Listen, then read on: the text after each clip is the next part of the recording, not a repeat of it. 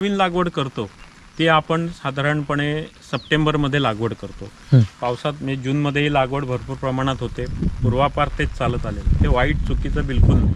आता इथनं ही पालवी बघा, एक इकडे पान इकडे पान इकडे पान अशा पद्धतीचं हे जे येतं हे अतिशय उत्तम स्ट्रक्चर आहे. हे स्ट्रक्चर तुम्हाला ओव्हरऑल सगळीकडे दिसेल. इथेही बघा, ही तसंच आहे, अशी आली पाहिजे. आणि ह्यांना येणारी पालवी सक्षम येईल, त्यातनं येणारा मोहर हा सक्षमच येईल आणि फ्रूट सेटिंगवालाच येईल.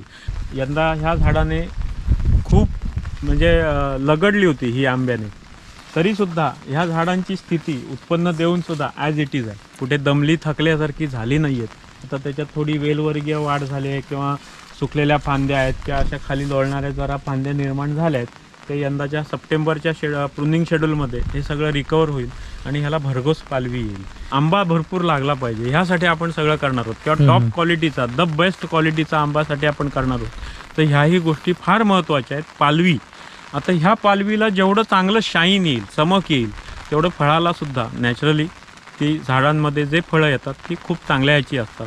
इस्रायलमध्ये ज्या मेथडची किंवा ज्या टेक्निकची औषधं वापरली जातात, इस्रायलमध्ये वाळू आहे, पण आज ॲग्रिकल्चर किंवा बाकी क्षेत्रात आहेत ना, ॲग्रिकल्चरमध्ये आज इस्रायल जगाचा बाप आहे. आपल्यासारखा पाऊस पडतच नाही. म्हणजे आपल्या एका गावात पडतो तेवढा अख्ख्या त्यांच्या देशात पडतो. एवढा पाऊस कमी असूनसुद्धा त्या जगावरती राज्य करतात. तुम्ही चांगली माहिती दिलेली आहे, खतापासून ते पॅकलोपर्यंत. म्हणजे कसं यूज केलं जातं, कसं करायचं की नाही करायचं तेही तुम्ही माहिती दिलेली आहे. तर बऱ्याच मंडळींना प्रुनिंग म्हणजे छाटणी हेही माहीत नसतं, मग त्याबद्दल पण थोडी माहिती द्या ना. ओके, आता आपण जे टप्पे असतात त्याच्या आपण एक पहिलं खतं घातली, पॅकलो घालून झालं की बागेची सफाई, पालवी आणि आपण जो एक प्रुनिंग कॉन्सेप्ट आपला आपण तयार केला आहे, कोणाची कॉपी नाही किंवा भुनवून छाटून टाकत नाही. आपण एका कॉन्सेप्टने, कॉन्सेप्टचा आपल्या मेन गाभा, मेन हार्ट हे प्रुनिंगच आहे. साधारण सप्टेंबरपासून मे एंडपर्यंत त्याच कलमात त्याच बागेत टप्प्याटप्प्याने आपलं प्रुनिंग चालू असतं. गरजेनुरूप आपण ते प्रुनिंग करत असतो. म्हणजे कटिंग, प्रुनिंग म्हणजे केवळ प्रुनिंगच असं नाही, प्रुनिंगमध्ये वेगवेगळे प्रकार आहेत त्या स्टेजनुसार. आता त्याच्या झाडामध्ये 2 ग्रोथ असतात, एक पालवी एक मोहर. मोहरापासून आंबे काढणे म्हणजे तो एक गट, हा एक गट. तर ह्या 2 टप्प्यामध्ये की पालवी यायच्या अगोदरचं प्रुनिंग आणि पालवी येऊन गेल्यानंतरचं प्रुनिंग. कारण मोहर किती कसा हा पुढे ठरेल, पण तो जर चांगला प्रकारचा मोहर यायला हवा असेल तर पालवी सौष्ठव आणि सक्षमच असली गरजेचं आहे, तरच ते नीट होईल. आता हे जे आपण झाड बघतो त्याच्यामध्ये हे जे पालवी तुम्हाला दिसते किंवा त्याचा जो एक तजेला दिसतो, ह्या झाडाने यावर्षी भरपूर उत्पन्न दिलेलं आहे. यावर्षी टनवर होतीच, प्लस खूप छान साईज, कलर सगळ्याच गोष्टी ह्या बागेमध्ये अतिशय उत्तम मिळालेल्या आहेत. आता जो मेंटेनन्स आहे सप्टेंबरपासून, तो आता अशा ज्या वीक आहेत झालेल्या किंवा जे असे मोहर येऊन गेलेले जे आहेत किंवा अशा जे रोगिष्ट झालेले आहेत, तेवढ्याच फांद्या फक्त आपण काढून टाकणार आहोत. आता हा प्रुनिंग कॉन्सेप्ट जो आहे तो सगळ्यात महत्त्वाचा आहे आणि कायम लागणार आहे. ह्याच्यामुळे सगळ्या गोष्टी खूप चांगल्या होतात. पालवीच्या अगोदरचं प्रुनिंग म्हणजे जे नको आहे ते काढून कुठनं कट केलं की येणारी पालवी चांगली आणि सक्षम आणि भरपूर प्रमाणात येईल. समजा ऑलरेडी पालवी येऊन गेले आणि नंतर आपलं प्रुनिंग होणार असेल तर मग नेमकं कसं प्रुनिंग करायला पाहिजे, मग ते केल्यानंतर नेमका उपयोग काय काय होईल. आता पालवी यायच्या अगोदर जर प्रुनिंग झालं असेल तर येणारी पालवी सक्षम येण्यासाठी आपल्याला प्रयत्न म्हणजे त्यासाठी आपण ते करणार आहोत. तर मग नेमकं कटिंग कुठे कट केला की ते त्यावेळेला आपण दाखवणार आहोत आणि की त्याच्यामुळे पालवी सक्षम येईल. मग ती सक्षम होण्यासाठी जमिनीतनं त्याला काय काय फिडिंग करायला लागेल, स्प्रेइंगमधनं आपल्याला काय काय करावं लागेल. कारण त्यावेळेला कीड सप्टेंबरमध्ये कटिंग केलं की ऑक्टोबरमध्ये पालवी येते, तेव्हा कीड भरपूर असते. कॅटरपिलर म्हणजे बोरर असे सगळे पानं कातरणारी अळी वगैरे, तुडतुडा असतो, अन्य थ्रिप्स असतात. मग ते मॅनेजमेंट सगळी करावी लागते. त्याच्या सौष्ठवतेसाठी अशी काही दुसरी औषधंही वापरावी लागतात. जमिनीतनंही त्याला फिडिंग द्यावं लागतं की जेणेकरून ते घेईल आणि अधिक चांगली सक्षम पालवी येईल. आणि त्या पालवीचंच महत्त्व खूप आहे. आणि ही पालवी जेवढी सक्षम आणि त्या काडीचं जे पोषण आहे, पालवीची जी स्टिक येईल म्हणजे जी काडी म्हणतो आपण, त्या काडीचं पोषण चांगलं होण्यासाठी आपण त्याला जमिनीतनं आणि स्प्रेइंगमधनं काही ना काही त्या गरजेनुरूप जे काही घटक लागतील ते आपण देणार असतो. आता पालवी ऑलरेडी येऊन गेले तर मग त्या पालवीची मॅच्युरिटी कशी करता येईल, मग त्या पद्धतीने कसं प्रुनिंग केलं की आपल्याला मॅच्युरिटी मिळेल. स्प्रेइंगमधनं आपण काय औषधं वापरली की मॅच्युरिटी चांगली मिळेल. जमिनीतनं काही द्यायचं झालं, पाणी द्यायची व्यवस्था असेल किंवा जमिनीतनं आपण देऊ शकणार होतो तर ती मॅच्युरिटी कशी चांगली मिळेल. येणारा मोहर हा कसा चांगला येईल. यंदा हे झाड ऑन इयर आहे की ऑफ इयर आहे, मग त्यानुसार आपल्याला त्याचा प्रोग्राम सेट करता येतो. हे झालं पालवीचं.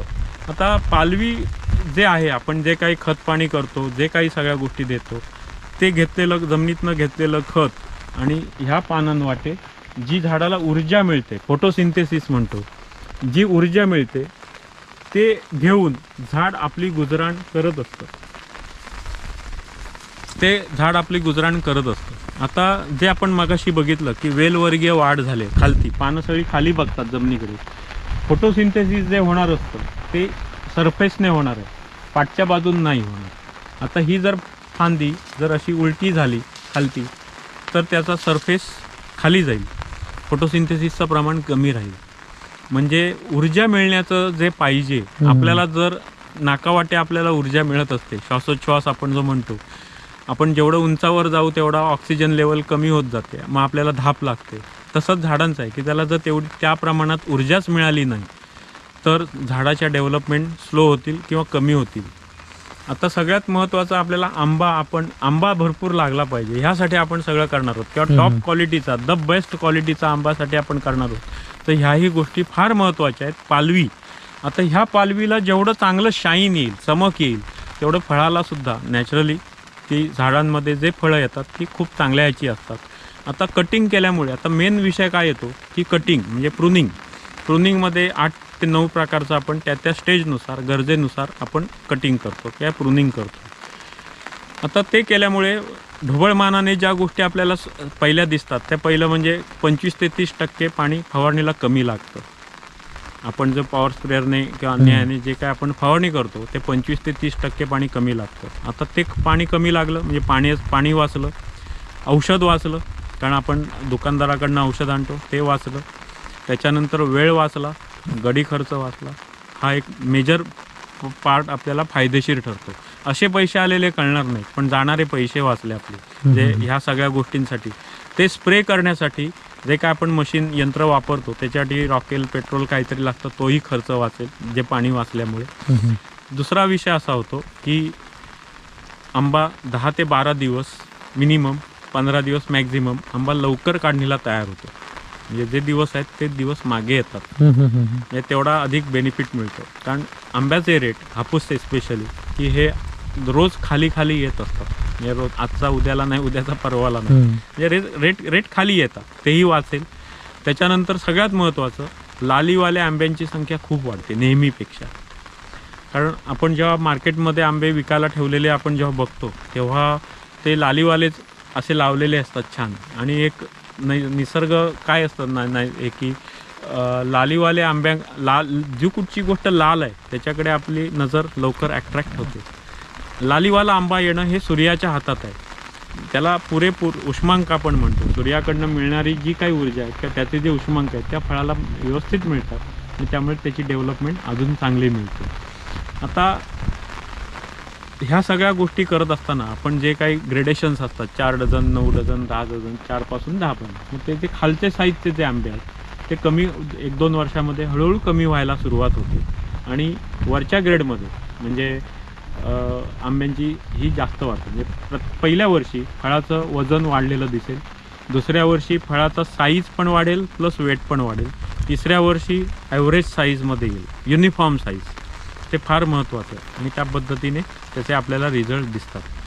आणि हे सगळं झाल्यामुळे पेटींची संख्या वाढेल, कारण साईज, खालचा साईज वरच्या साईजमध्ये आल्यामुळे तुमची पेटी पण वाढेल, नंबर ऑफ फ्रूट्स वाढतील आणि द बेस्ट. आणि लालीवाले आंबे आले, जनरल आपण काय करतो की ग्रेडेशन किंवा जे आपण करत असतो, सॉर्टिंग ग्रेडेशन करत असतो, त्या लाली ज्या आंबे आहेत ते वेगळे काढतो, बाकीचे सगळे आंबे लावतो आणि वरच्या थराला आपण ते लालीवाले आंबे लावतो. पण त्याऐवजी आपल्या ह्यामध्ये की तुमचे 50-60% आंबे हे लालीवालेच असतात, त्यामुळे तुम्हाला असं करण्याची गरज लागतच नाही आणि अतिशय उत्तम त्याचे. आणि जेवढा लालीवाला आंबा तुमच्याकडे जास्त जाईल तेवढा तुम्हाला दलालाकडे, मार्केटला जेव्हा आपण पाठवतो तिथेही रेट तुम्हाला चांगला मिळेल किंवा प्रायव्हेटमध्ये विकणार असू तिथेही तुम्हाला रेट चांगला मिळेल. ह्या प्रुनिंगमुळे अजून एक सगळ्यात महत्त्वाचा विषय होतो की सनलाईट पेनिट्रेशन, म्हणजे सूर्यप्रकाश आतमध्ये बुंद्यावर, खोडावर, फांद्यांवरती पेनिट्रेट होणं, पडणं आणि सनलाईट पेनिट्रेशन आणि एअर व्हेंटिलेशन, हवा खेळती राहणं, या दोन्ही गोष्टी घडतात. त्यामुळे जे पेस्ट फंगसचे जे अटॅक आहेत ते कमी राहतील.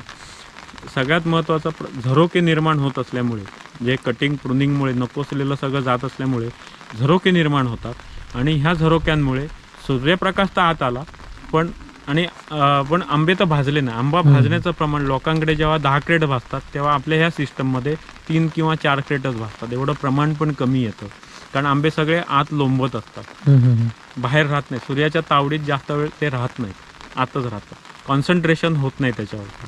हा सगळ्यात मोठा आणि महत्त्वाचा विषय ह्या प्रुनिंगमुळे होतो. आपण बोलत होतो पालवीवर, तर पालवी सक्षम चांगली आली तर ह्या सगळ्या गोष्टी पुढच्या चांगल्या घडणार आहेत. वर्षातून किती वेळा प्रुनिंग करावं लागतं? सप्टेंबरपासून मे एंडपर्यंत त्या स्टेजनुसार, टप्प्याटप्प्यानुसार आपल्याला प्रुनिंग करावं लागतं. जेवढं प्रुनिंग करेल तेवढं उत्पन्न चांगलं येतं. आणि असं काय होत नाही की झाड एकदम सगळ्या फांद्याच काढल्या गेल्या, वीक झालं किंवा त्याच्या झाडांची खूप वाट लागली, असं काही होत नाही. नको असलेल्याच फांद्या काढणं हाच आपला त्यामागचा उद्देश असतो की जे झाडाचं खातात, झाडाचं अन्न खाईल पण उत्पन्न देणार नाही किंवा झाडाला डिस्टर्ब करेल किंवा झाडाला अडचण निर्माण करेल, एवढ्याच फांद्या आपण काढतो. उत्पन्न देणाऱ्या किंवा अन्य ह्याच्यातल्या आपण फांद्या काढत नसतो. बरेच ठिकाणी मी बघितलं आहे की आता हे तर झाड आहे आंब्याचं, हापूस आंब्याचं, पण हे पूर्ण छाटलं गेलं जातं, म्हणजे पूर्ण प्रुनिंग केलं जातं, म्हणजे एकही फांदी नसते. का ते? नाही, त्यावेळेला जेव्हा अशी झाडं जेव्हा वीक झालेली असतात की ज्याच्यावरती पानांची संख्या एकदम नगण्य असते, फार कमी असते, किंवा ती झाडं पॅक्लो वापरून किंवा त्यांची खतपाण्याची मॅनेजमेंट नसताना, म्हणजे जी अशी ओसाड पडलेली गेलेली असतील, तर अशा ठिकाणी त्याच पद्धतीचं, म्हणजे त्याला सगळं आपण टाळा मारणे म्हणतो, पूर्णपणे निष्पर्ण केलं जातं. मेन स्टिक, ब्रांच तेवढ्याच राहतात आणि त्याच्यावरती येणारी पालवी सक्षम येते. पण 1 वर्ष त्याच्यामध्ये उत्पन्न मिळत नाही, दुसऱ्या वर्षी थोडंफार उत्पन्न मिळतं आणि तिसऱ्या वर्षीला तुम्हाला भरघोस उत्पन्न मिळतं. ते चुकीचं नक्कीच नाही, पण ते न करता सुद्धा आपल्याला जर करता आलं, उत्पन्न पण घेता तर आपण तो जास्त प्रयत्न करणार आहोत. आपण काय करतो की मला उत्पन्न आलं पाहिजे पण घटलं नाही पाहिजे, असे बरेच व्यक्तीची म्हणजे वृत्ती असते. म्हणजे माझं पण तेच आहे की मला चांगलं उत्पन्न आलं पाहिजे या वर्षी, पुढच्या वर्षी पण थोडं का ना हो, कारण की आंबा 1 वर्ष आड करून देतो. पण ही गोष्ट मला माहीत नव्हती की प्रुनिंग पूर्ण केलं तरी चालतं. हो, असंही करून चालतं, पण ते कधी करायचं, त्याला केल्यानंतर पाण्याची मॅनेजमेंट, जमिनीतनं त्याला काय काय आपण खतं द्यायचे, पालवी यायला लागली की फवारणीतनं आपण काय काय औषधं करायची की जेणेकरून येणारी पालवी सक्षम येईल, यासाठी आपण काय काय औषधं वापरणार आहोत, हे पूर्ण त्याचा तयारी प्रोग्रामनेच ते झालं पाहिजे. ओके, मग हे तुम्ही सर्व करून घेता? हो, आपण हे सगळ्या गोष्टी आपण त्या बागेत जाऊन त्यांना दाखवतो, सांगतो आणि त्यांनी लिहून घ्यायचं. आम्ही सांगू, त्यांनी लिहून घ्या, त्या पद्धतीने औषधं काय काय ती रेकमेंड करतो आणि त्या पद्धतीने त्यांनी केलं की आम्ही जे सांगू ते रिझल्ट दिसणारच. ओके, मग त्याला किती कालावधी लागतो? नाही, दर महिन्याच्या ह्याच्यात, आता समजा आपण आता सप्टेंबरमध्ये प्रुनिंग केलं तर ऑक्टोबरला पालवी येणार आहे, मग त्या पालवीवर तुम्ही अमुक औषधं वापरा, हे वापरा किंवा जमिनीतनं अमुक खतं द्या, सेंद्रियमधनं असेल, लिक्विडमधनं असेल, अजून काय असेल, तर ते दिल्यानंतर तुम्हाला काय रिझल्ट दिसतील, किती दिवसात दिसतील, दुसरा स्प्रे घ्यायचा आहे किंवा एक घ्यायचं, तर त्याच्यामुळे नेमकं काय घडेल हे सगळं सांगितलेलं असतं. म्हणजे त्यामुळे कुठच्याही गोष्टीचे रिझल्ट हे 1 महिन्याच्या आत तुम्हाला हे दिसणारच असतात. आणि जे सगळं पूर्ण वर्षभराचं शेड्यूल करू, त्यामध्ये जे जे काय होणार ते त्या वर्षीला त्याचे रिझल्ट ते दिसलेच पाहिजेत. म्हणजे एंड इल्ड, व यावर्षी ह्या बागेमध्ये इल्ड येणार नसेल किंवा अत्यल्प येणार असेल तरी ते आम्ही सांगत असतो की ह्या बागेची अवस्था किंवा ह्या झाडांची अवस्था अतिशय भीषण आहे, व्हेंटिलेटरवरची झाडं आहेत, तर ही झाडं यंदा फक्त सुधारतील, उत्पन्न विशेष काही देणार नाहीत. जे काय उत्पन्न दिसेल तो तुमचा बोनस म्हणून असेल. तुम्हाला खर्च हा एवढा रुपये येणार आहे, खर्च किती तो कळला पाहिजे. आपण जे जे काय करतो त्याचा खर्च त्याच वेळेला दिसून जातो. ओके, म्हणजे सर्वसामान्य माणसाला खिशाला परवडेल असंच असतं. आता ह्याच्यात बघा 25 ते 30% पाणी कमी लागणं किंवा हे आंबे लवकर तयार होणं किंवा झाडांची सौष्ठवता चांगली राहणं, साईज, वेट सगळं मिळणं, नंबर ऑफ फ्रूट्स वाढणं, पेट्यांची संख्या वाढणं, त्याने नक्कीच त्याचा फायदा होणार आहे, तोटा काहीच होणार नाही. आता जे लेबर लागतील कटिंगसाठी, तो जो हा औषध वाचलेत ना औषधाचे, त्याच्यात हे लेबरचा खर्च वाचून जातो, एवढा फरक आहे. आणि हे कंटिन्यू राहतं की यावर्षी समजा एका बागेमध्ये 10,000 लिटर पाणी लागतं तर तिथे आपल्याला 7-7.5 लिटर पाणी लागलं. तर पुढच्या वर्षी परत 10,000 नाही लागणार, 7-7.5च लागणार आहे. कायम तेवढंच राहणार आहे. अजून थोडं कमी येईल नको असलेल्या अजून फांद्या गेल्या की, पण तुमचं ते दरवर्षी वाचणारच आहे. आणि हे आंब्याची क्वालिटी, साईज, वेट जे काही त्याचा पॅरामीटर आहे तोही तुमचा दरवर्षी प्लसमध्ये जाईल, सरप्लसमध्ये, खाली येणार नाही परत. आणि ह्या सिस्टममध्ये आपण कंटिन्यू राहिलो तर तुम्ही कधी मागे वळून पाहणारच नाही. यावर्षी आत्ता आपण हा पहिला व्हिडिओ जो करतो आहोत ते पूर्ण वर्षभरामध्ये आपण जी काय कामं करतो शेतामध्ये किंवा जी करणार आहोत त्याबद्दलची माहिती दिलेली आहे. आणि आता जसा पुढचा टप्पा येईल सप्टेंबरमध्ये, की सप्टेंबरमध्ये आपली प्रुनिंगची कामं चालू होतील, त्यावेळेला आपण परत प्रुनिंगवरचा, स्पेशली प्रुनिंगवरचा आपण व्हिडिओ बनवणार आहोत. त्याच्यानंतर पालवी येऊन गेली की पुढे मोहर येईल. मग मोहरापासूनचा एक टप्पा म्हणजे मोहर येणं, फ्रूट सेटिंग होणं, फ्रूट डेव्हलपमेंट स्टेज, हलवणी टिप्पणी, म्हणजे एवढा साईज होईपर्यंत तेव्हा एक व्हिडिओ बनवणार आहोत. आणि अजून एक व्हिडिओ एक साधारण फळाचा साईज लिंबू चिकूकडे वळला की तेव्हा एक बनवणार आहोत. आणि सगळ्यात शेवटचा आणि अतिमहत्त्वाचा व्हिडिओ हा मे महिन्यात असेल, की आंबा काढून झाल्यानंतरचं जे मेन प्रुनिंग आहे त्याची मॅनेजमेंट, त्याचं प्रुनिंग कसं असेल, खतपाण्याची मॅनेजमेंट, अन्य काही मॅनेजमेंट, ते सगळं त्यावेळेला असेल. असं यावर्षी आपण 4 ते 5 व्हिडिओ बनवणार आहोत त्या वेळेनुसार. हा आत्ताचा व्हिडिओ फक्त जस्ट आपण वर्षभरात काय काम करणार आहोत त्या संदर्भाने आहे. आणि पुढचे जे आहेत ते स्पेशली त्याच विषयाने, आज जसं आपण सर्व गोष्टींचं चर्चा करतोय तर त्यावेळेला तिथे फक्त प्रुनिंगचंच सगळ्या गोष्टी असतील, प्रुनिंगचाच डेमो असेल पूर्ण वेळ. काही झाडं हट्टी असतात, काही वेळेला असं पण आलं की ही अशी काही अदलीमधली काही अशी झाडं असतात ती रिझल्टच दाखवत नाहीत.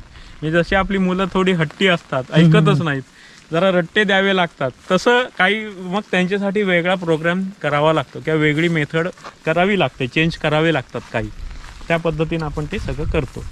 आता परत पालवी आणि कटिंग, म्हणजे कटिंग सप्टेंबरपासून मेनपर्यंत जे आहे त्याचे कुठचेही दुष्परिणाम, म्हणजे कटिंग केलं म्हणून पालवी चाली किंवा मोहर येते वेळी पण आपण कटिंग करतो, तर मोहर येते वेळी कटिंग केलं तर मोहराच्या ऐवजी पालवीच येईल असं काहीच होत नाही.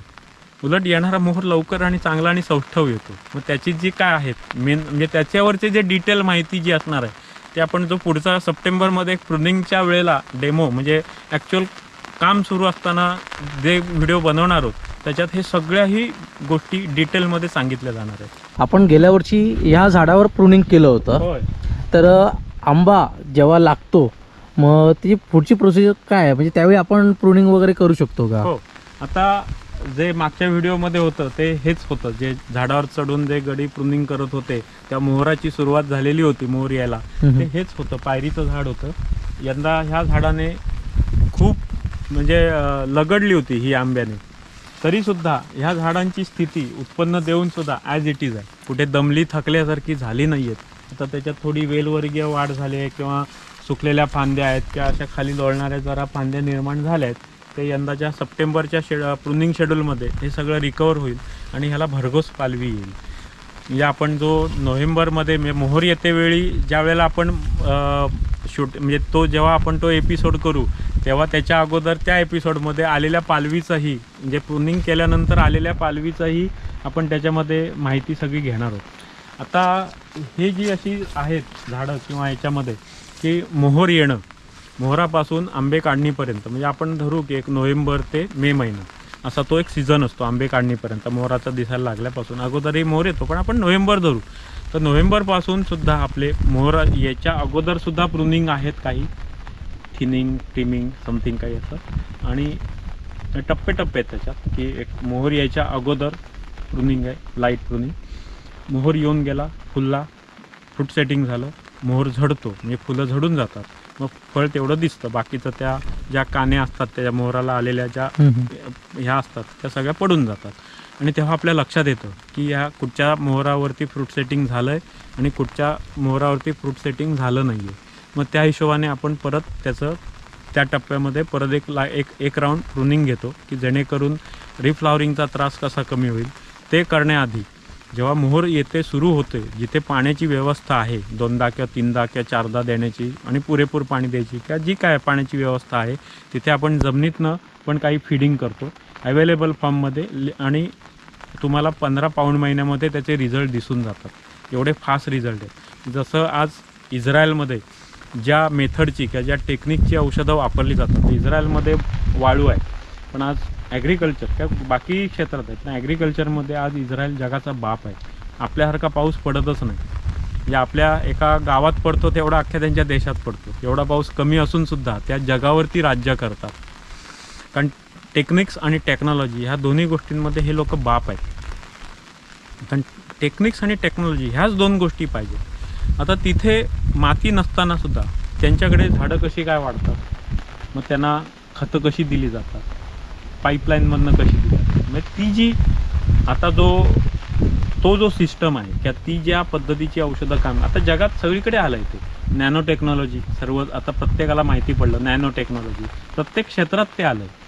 पूर्वी जो मोबाईल होता तो असा कंपास पेटीसारखा मोठा होता, आता अगदी पातळ अगदी एवढूसा आला, कॉम्पॅक्ट झाला. किंवा पूर्वी ज्या लाईनी असायच्या लाईटच्या किंवा टेलिफोनच्या, त्या अशा जाड केबल्स असायच्या. आता OFC आलं. म्हणजे आता नॅनो कमी होत चाललं आणि कार्यक्षमता वाढली. तसंच औषधांची सुद्धा ह्या अशा टेक्नॉलॉजीमधनं आल्यामुळे आणि ऑर्गॅनिकमध्ये अवेलेबल फॉर्म आणि ऑर्गॅनिक फॉर्म, त्यामुळे आपल्याला त्याचे रिझल्ट 15-20 दिवस ते 25 दिवसात तुम्हाला त्या पद्धतीचे रिझल्ट झाडाच्या एजनुसार, झाडाच्या ताकदीनुसार ते दिसून जातात.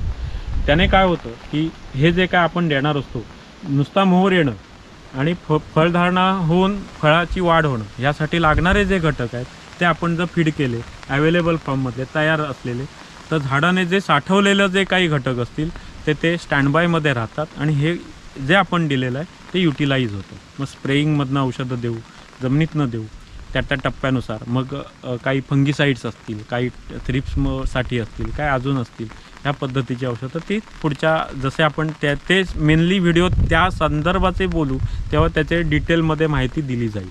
झाडांना काही वगैरे इजा वगैरे होते का? काहीच होत नाही. प्रूनिंग हे ऑपरेशन आहे, जसं माणसाचं आहे तसं ऑपरेशन त्यांचंही हे प्रूनिंग करण्याचे ऑपरेशनच आहे. पण नको असलेलं काढत असल्यामुळे ते शरीर चांगलं सुधारतं. जसं आपल्यामध्ये काही शरीरामध्ये काही प्रॉब्लेम्स असतील तर ते ऑपरेशन करून ते काढून टाकले जातात किंवा त्याच्यावरती उपचार केले जातात. तसंच हे प्रूनिंग आहे की नको असलेलं काढून जात असल्यामुळे झाडाला त्याचा बेनिफिटच मिळतो. आणि तोडणं आणि कापणं म्हणजे कोयती किंवा कुऱ्हाड, बोडसं जे काय आपण म्हणतो त्याने तोडणं, त्याने घाव जास्त बसतात आणि झाडाला जास्तीत जास्त त्रास होतात. आणि जे आपण जी टूल्स वापरतो सगळी ती फाईन कट आहेत, कार्बन स्टील फाईन कट आहेत, त्यामुळे त्यातनं झाडाला त्रास कमीत कमी होतो, मिनिमम होतो. आता जेव्हा ऑपरेशन्स होतात किंवा आजारपण होतं त्या रिकवर होण्यासाठी औषधं लिहून देतो. ताप आलाय, ताप कमी व्हावा, सर्दी कमी व्हावी, आणि शेवटला एक औषध असतं टॉनिक. एक तर ते लिक्विडमध्ये असेल किंवा टॅबलेटमध्ये असेल, कॅल्शियम किंवा अन्य काही ह्याच्यामध्ये. तर ते जसं असतं तसं ह्यालाही ते आपण फिडिंग करत असतो, स्प्रेईंगमधनं पण आणि ड्रेंचिंगमधनं, म्हणजे जमिनीतनं पण. जिथे पाणी द्यायची व्यवस्था नीट आहे तिथे जमिनीतनं आपण हे दिलं जातं. आता हे बघा, ह्या पूर्वी चांगल्या होत्या, आता परत वेलवर्गीय झालं आहे. अशा ज्या स्टिक्स आहेत ह्या ठेवल्या जाणार आणि हे जे वीक झालं आहे, ह्या ज्या अशा वीक ब्रांचेस आहेत त्या सप्टेंबरमध्ये काढल्या जाणार, की जेणेकरून इथनं येणारी पालवी अधिक भरघोस आणि सक्षम येईल. इथे बघा, जिथे मोहर आला नव्हता त्या कशा दिसतात, इथनं मोहर आला नव्हता, ही नवीन आलेली पालवी आहे, अशी पालवी आली पाहिजे. ही थोडी डार्क असते. हां, डार्कपेक्षा आता त्याचं ते जसं मॅच्युअर्ड होत जाणार तसं ते होत जाणार. आता इथनं ही पालवी बघा, एक इकडे पान, इकडे पान, इकडे पान, अशा पद्धतीचं हे जे येतं हे अतिशय उत्तम स्ट्रक्चर आहे. हे स्ट्रक्चर तुम्हाला ओव्हरऑल सगळीकडे दिसेल. इथेही बघा, ही तसंच आहे, अशी आली पाहिजे. आणि ह्यांना येणारी पालवी सक्षम येईल, त्यातनं येणारा मोहर हा सक्षमच येईल आणि फ्रूट सेटिंगवालाच येईल. आज खूप मोठे प्रॉब्लेम आहेत की नुसता मोहर येतो पण फ्रूट सेटिंग होत नाही. त्या 10-20% फ्रूट सेटिंग, बाकीचं 50% फ्रूट सेटिंग होत नाही. मग त्यातनं रिफ्लॉवरिंग, मग पहिलं ड्रॉपिंग, हे सगळे प्रॉब्लेम आहेत. जे शेतकऱ्याला येणारे प्रॉब्लेम्स आहेत ह्या पद्धतीचे, ते गृहीत धरूनच हा कॉन्सेप्ट बनलेला आहे की त्याचे प्रॉब्लेम दरवर्षी मिनिमाइज कसे होतील किंवा त्याच्यावरती प्रॉपर कंट्रोल कसा मिळेल. म्हणजे झाडांशी बोलणं गरजेचं आहे. 100% माणूसच आहे. हो, म्हणजे काम केलं सप्टेंबरमध्ये, मग मेमध्ये आपण उत्पन्न घेतलं आणि नंतर इकडे खत टाकलं आणि नंतर विसरून चालणार नाही. म्हणजे आता नवीन पालवी जी येते त्याकडे पण लक्ष असणं गरजेचं आहे. द्यायलाच पाहिजे. म्हणजे जेवढं आपण उत्पन्न घेतोय त्याच्या दुपटीने मेहनत करणं गरजेचं आहे. नक्कीच. आणि जेव्हा हे मोहराच्या वेळेला ड्रेंचिंग आहे, आता समज गैरसमज भरपूर काही असतं, पण असं कुठचंही नाही की हे पाणी घातलं किंवा त्याच्यातनं काही फिडिंग केलं, औषधं काही म्हणजे टॉनिक्स वगैरे अशी काही दिली म्हणून पालवीच आली, मोहर येणार नाही, असं काही होत नाही. हे गैरसमज आहेत. आता ह्याला टॉनिक दिलंय का आता याला? नाही, ह्याला खत फक्त देऊन झालेलं खत आहे. यंदा दिलंय. ऑफ इयर आहे. यंदा या वर्षी आपण याच्यात उत्पन्नाचं काय अपेक्षित फार उत्पन्न 100% येणार आहेत, म्हणजे येणारच आहेत. जे काय अशा ज्या ह्या स्टिक्स आहेत याच्यातनं उत्पन्न येणारच आहे, पण भरघोस यंदा उत्पन्न असणार नाहीये. खर्च अंगावर पडणार नाही एवढं नक्की उत्पन्न ह्या बागेत ओके. मिळणार आहे. मला ही गोष्ट माहीत पडली की या वर्षी आपण प्रूनिंग केलं, नवीन पालवी येणार, त्यातून चांगलं उत्पन्न आपल्याला मिळू शकतं. म्हणजे अल्टरनेट जे 1.5 वर्षाचा जे कालावधी आहे, म्हणजे 1 वर्ष आड करून प्रमाण येतं, कमी राहील. कमी म्हणजे राहील. एक वर्ष जेव्हा ऑन इयर असतं, टर्नओव्हर असते, तेव्हा समजा एक उदाहरण म्हणून सांगतो की 1000 पेटी मिळाली, आणि जेव्हा ऑफ सीझन असतो तेव्हा 100-150 पण येत नाही. असं न होता ते जे काही आहे ते 1000च्या ऐवजी 800-900 येईल किंवा 700-750, पण ती दरवर्षी मिळेल. पण ते 3 ते 4 वर्ष झाल्यानंतर पहिल्या वर्षी हळूहळू ते एक रिपेअर, जी गोष्ट नकोय ती रिपेअर होत गेली किंवा ज्या गोष्टी डेव्हलप होत गेल्या की तुम्ही त्या एका स्टेजला येता. बागेचा रेशो दरवर्षी मेंटेन राहायला पाहिजे, ह्यासाठी आपण विशेष प्रयत्न करणार आहोत. पण ते जर सलग, आता काही कराराच्या बागा असतात तिथे हे शक्य नसतं. मग जे काही वर्ष आहेत कराराची, मग तेवढ्यातनं आपल्याला आउटपुट कसा चांगला मिळेल, जी स्वतःची कलम आहेत तर आपण स्वतः करणार आहोत, स्वतःचीच असणार आहेत, आयुष्यभर आपल्याकडेच असणार आहेत. मग हा रेशो बागेचा कसा प्रॉपर मेंटेन राहील यासाठी विशेष प्रयत्न करणार आहोत, आणि ते तसे रिझल्ट दिसतात. आणि हे सगळं 15 मार्च ते 15 मे ह्या सीझनमध्ये आपला आंबा भरघोस, म्हणजे 10-15 मार्चला आंबा आपला हार्वेस्टिंग सुरू झालं पाहिजे, एप्रिलमध्ये धुवाधार चांगलं पाहिजे, आणि मेचा जेव्हा लोकांकडे 5-10 मेला आपण बघतो तेव्हा किती आंबा काढतात, किती पडतो, किती काय होतं, एवढा अतोनात आंबा मे महिन्याच्या 5-10 तारखेनंतर असतो. आणि तेव्हा आपला शेवटचा टप्पा असतो, नाही संपला आमचा आंबा, 15 मेला आंबा संपला. जे आंबे मिळणार असतात, पण रोज जे आपण 100 पेटी काढत असतो तर तो प्रमाण आधीच काढून झालेलं असेल सगळं. आता जी माहिती तुम्ही सांगितली आहे ती लाख मोलाची माहिती सांगितलेली आहे, आणि शेतकऱ्याला फायदा होणार ते पण दुपटीने. म्हणजे 1 वर्ष आड करून उत्पन्न घेत होता, पण आता तो दरवर्षी घेईल. पण 4-5 वर्ष जावी लागतात, त्या पद्धतीने सगळा सेटअप असावा लागतो. पण एक सांगतो की हे सगळ्या सिस्टममध्ये तो उत्पन्न किती असेल, काय असेल, हे बागेवर किंवा त्या ठिकाणच्या जे काही डेव्हलपमेंट किंवा हा जो ॲक्टिव्हिटी करेल, म्हणजे जी काही सगळी कामं करेल त्याच्यावरती हे सगळ्या गोष्टी ठरेल. पण आपला एम तो असतो. 5व्या वर्षी ॲव्हरेज बागेचं दरवर्षी थोडं 19-20 चालेल, पण 700 पेटी माल निघणार आहे. एखाद्या वेळेला 650 पण निघेल, एखाद्या वेळेला 750 पण मिळेल. पण क्वालिटी, द बेस्ट क्वालिटी, आणि 15 मार्च ते 15 मे ह्यासाठीच 1 वर्ष भरपूर, 1 वर्ष काय नाही, खर्च सगळेच, आणि त्याने अडचणी निर्माण होतात, आणि झाडाची दमणूक जास्त होते. आपण जे केलं होतं ना प्रूनिंग, त्यावेळी वेगळं झाड वाटत होतं, आणि आता हे झाड एकदम छत्रीसारखं झालेलं आहे. तर आपण असं छत्रीसारखं पण असं प्रूनिंग करून होऊ शकतं ना. आता ह्याचं स्ट्रक्चर तसंच राहील. किंवा जे आता हे बघा इकडे, हे जे झाड आहे जरा वीक आहे, मुळातच पहिल्यापासूनच वीक आहे, तर त्याला आता यंदा जे काही कटिंग करू तर त्याला जरा आकार पुढच्या वर्षीला अजून चांगला येईल. कारण या वर्षी आलेली पालवी आणि पुढच्या वर्षी येणारी पालवी, अशा 2 पालव्या त्याला आल्या की त्याचा आकार अजून छान येईल. आणि हा त्याच्या पुढच्या वर्षी, म्हणजे यंदा ऑफ इयर आहे, 2026च्या मे महिन्यामध्ये, म्हणजे त्या वर्षीच्या मार्च-एप्रिलमध्ये ह्याला जे यंदा त्यांनी उत्पन्न दिलं आहे त्याच्यापेक्षा नक्कीच वाढीव उत्पन्न नक्की मिळेल, आणि चांगलं मिळेल. तुम्ही खूप मेहनत घेताय, त्याचबरोबर ही माहिती कोण सांगत नाही, आणि ती माहिती तुम्ही सांगताय. नाही, शेतकऱ्यांना जेवढी माहिती मिळणार, देणार, तरच घडणार. असं कुठचं लपून काही ठेवून कोणाचाच फायदा होणार नाही. समजा एक उदाहरण देतो ह्या विषयावर, हा अतिशय महत्त्वाचा आणि मोठा विषय आपला बोललाय तुम्ही, की माझ्याकडे 10 गोष्टी मला माहिती आहेत, आणि त्या मी तुम्हाला सगळ्याच्या सगळ्या सांगितल्या, तर तुम्ही बोलता बोलता मला एखाद दुसरी गोष्ट सांगता की जी मला माहिती नसते. त्यामुळे मला माहिती असलेल्या 10 आणि तुम्ही सांगितलेल्या 1-2, म्हणजे मला 12 गोष्टी कळायला सुरुवात होते.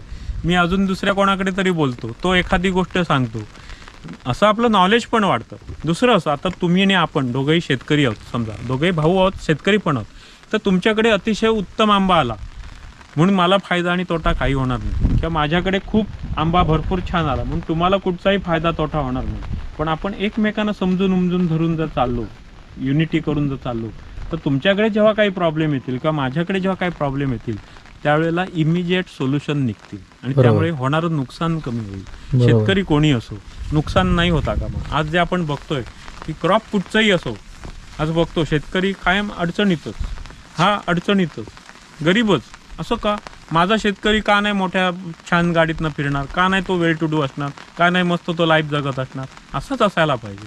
तर हे सगळं करतोय पोटासाठीच करतोय मग नॉलेज हे द्यायलाच पाहिजे प्रत्येकाने शेअर केलं पाहिजे. नाहीतर मी तुमच्या बागेत द्यायचं नाही तो माझ्या बागेत द्यायचं नाही कोणाचं कोणाला काय थांग पत्तात नाही फसवाफसवी आपणच आपल्याला फसवू जर असं खोटं उलटं सुलटं आपण फसवत असू किंवा अर्धवट नॉलेज देत असू तर आपण आपलंही नुकसान करतो. बरोबर आहे. समोरच्याचंही करतो.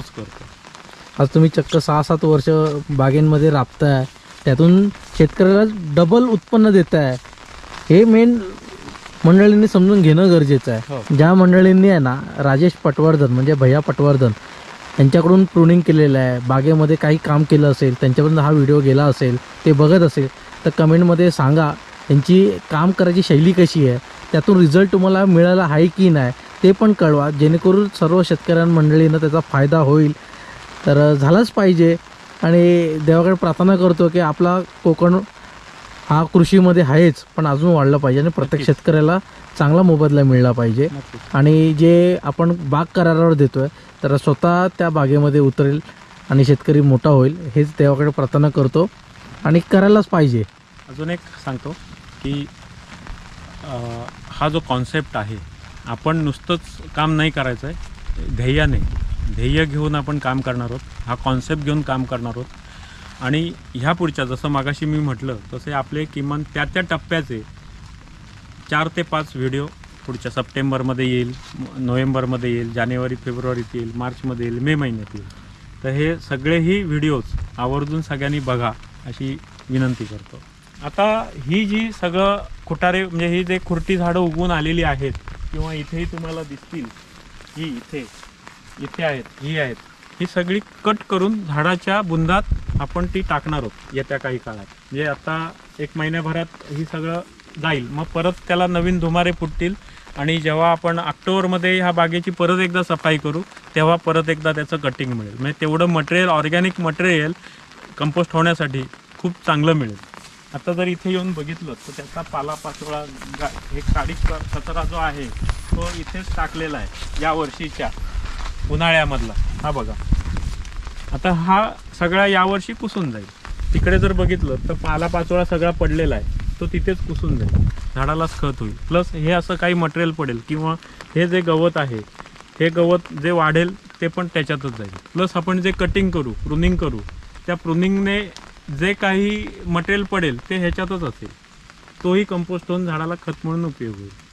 आता इथे झाडं आहेत सांतरी 10-15 वर्ष जुनी झाडं वाटतात ही 40 वर्षाची झाडं.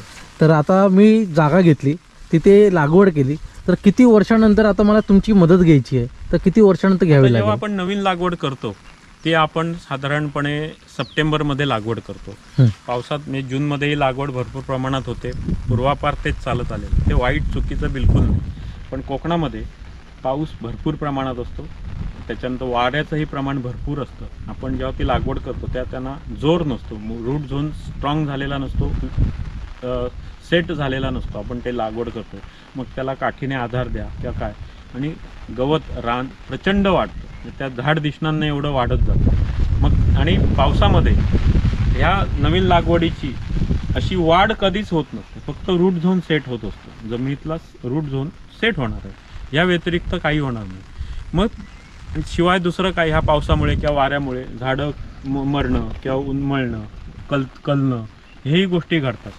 मग ती वाऱ्यावर हलत राहिली तरी पण त्याचा ना रूट झोन सेट होतो ना झाडं नीट होतं आहे असंच राहतं. त्यापेक्षा सप्टेंबरमध्ये लागवड केली की सप्टेंबर किंवा ऑक्टोबरमध्ये पाऊस जातो मग त्याची सगळी निगा आपल्याला करता येते. आपण तर त्याला नवीन लागवड आहे म्हटल्यावर त्याला आपण पाणी देणारच आहोत मग असंही आपण पुढे देणार असतो पाणी. मग आपण जो काही सिस्टम राबवतो त्याच्यावर की तोही अतिशय चांगला काम करतो की ऑक्टोबरपासून मे एंडपर्यंत 8 महिने होतात तर त्याला आपण काही फवारणीची शेड्यूल्स किंवा जमिनीतनं त्याला खताचं फिडिंग त्या ऑर्गॅनिकमधनंच आपण मॅक्झिमम म्हणजे 70-80% ऑर्गॅनिक आणि 20% इनऑर्गॅनिक, एवढं कमी प्रमाणात ते सगळं मेंटेन करतो. जसं तुम्ही सांगितलं की सप्टेंबरला लागवड केली, झाड लावलं, तर ज्यांच्याकडे पाणी आहे ते लोक लागवड करतील, पण ज्यांच्याकडे पाणी नाही आहे, तर आता ही बाग आहे, आता ह्या बागेमध्ये पाणीच नाही, आता ही पूर्ण सपाट आहे, पण तिथे पाणी नसेल तर लागवड करू शकतो का सप्टेंबरमध्ये? तेव्हाही करू शकतो, कारण पाणी तर देणार. कारण जर पाणी नाही दिलं तर झाडं मरण्याचीही हे जास्त राहील किंवा झाडाची वाढच होणार नाही. झाड मेलं नाही पण वाढ पण होणार नाही, मग त्याचा उपयोग नाही. म्हणजे अकाली वृद्धत्व जे म्हणतो त्या पद्धतीचं ते होतं. कुठलाही शेतकरी जर नवीन लागवड करणार असेल तर त्याला पाणी द्यायची व्यवस्था हा जरी त्या बागेमध्ये नसली तरी तो बाहेरून आणून काहीतरी घालेल. समजा 5 लिटरची गरज आहे, तो निदान 1-2 लिटर तरी नक्की घालेल, पण पाण्याची व्यवस्था ही नक्की असेल. ओके, हे पाणी असणं गरजेचं आहे. म्हणजे सप्टेंबरला आपण लागवड करू शकतो. मी आतापर्यंत मला माहित होतं की जून महिन्यामध्ये आपण लागवड केली सगळ्यात उत्तम असते. सप्टेंबरमध्ये लागवड केल्यानंतर झाडं मरण्याचं जे पर्सेंटेज आहे ते खूप कमी राहतं आणि डेव्हलपमेंट खूप चांगली मिळते. झाडं लगेच सेट होतात. आणि आपण जो काही कॉन्सेप्ट त्याचा पण 3 वर्षाचा प्रोग्राम बनवलेला आहे की पहिल्या वर्षी काय काय करणार, दुसऱ्या वर्षी काय काय करणार, तिसऱ्या वर्षी काय करणार, हे सगळं त्या प्रोग्राममध्ये सगळं तयार आहे. तेवढंच फक्त करायचं, ते दिसणारच. आणि त्या पद्धतीने ते रिझल्ट पण काय दिसणार हे आपण त्या वेळेला शेतकऱ्याला सांगत असतो की तुम्हाला हे रिझल्ट दिसतील, तुम्हाला हे रिझल्ट दिसतील. आणि आपले जे काही काम करणार ते त्या वर्षीला रिझल्ट हे दिसलेच पाहिजे. आणि हे जे आता आपण नवीन लागवडीबद्दल जी चर्चा करतो त्याच्यात दर महिन्याला एखाद्या वेळेला 35 दिवसांनी दिसेल पालवी, पण येणार पालवी 100%. असं नाही की 30 दिवसांनी अपेक्षित आहे, 30 ते 35 दिवसांनी, ते 50 दिवस झाले तरी पालवीच आली नाही, असं नाही होणार. येणारच. शेवटी हवामान असतं, अन्य काही गोष्टी असतात की ज्याच्यामुळे ते दिवस मागे पुढे 19-20चा फरक राहू शकतो. आपण जो गेल्या वर्षी व्हिडिओ बनवला प्रुनिंगचा, त्यातून किती रिस्पॉन्स आला आपल्या कोकणातून, महाराष्ट्रातून? खूप. म्हणजे जवळपास म्हणजे पहिले जेव्हा व्हिडिओ आला पहिले 8-10 दिवस असे विशेष कोणाचे फोन नाही आले. 1-2-5 लोकांचे इकडे तिकडे दिवसात नसे, पण साधारण महिन्याभरानंतर की शेवटी मला ते आता नको, आता बास, किती बोलू. म्हणजे दिवसच माझा म्हणजे इतके रोजचे किमान 30-40 फोन येत होते, कुठून माहिती नाहीत. आता हे तमिळनाडू वगैरे जे आहेत हे लोक तो व्हिडिओ बघूनच आहेत. इव्हन एक गुजरातमधले आहेत, पण ते नंतर त्यांचा कॉन्टॅक्ट नाही, का तो जो काही ते आहेत ते आजोबा, त्यांच्याशी कॉन्टॅक्ट होत नाही आहे, का तो मोबाईल बंद झाला आहे बहुतेक, सरेंडर केला असावा. त्यांच्याकडनं सुद्धा ते म्हणाले ते गुजराती आहेत, ते म्हणाले गुजराती हिंदी ते आहे पण मराठी तुमचं कळतं आहे. मग मी हिंदीत नाही त्यांना सांगितलं होतं, पण हल्ली आता कॉन्टॅक्ट होत नाही आहे. त्यांनाही काही टिप्स दिल्या होत्या. त्यांचा केशर प्लांटेशन आहे, जवळपास 10,000 झाडं आहेत, एक 8-10 वर्षांची वगैरे. तर त्यांना काही टिप्स दिल्या होत्या अशा बोलता त्यावेळेला.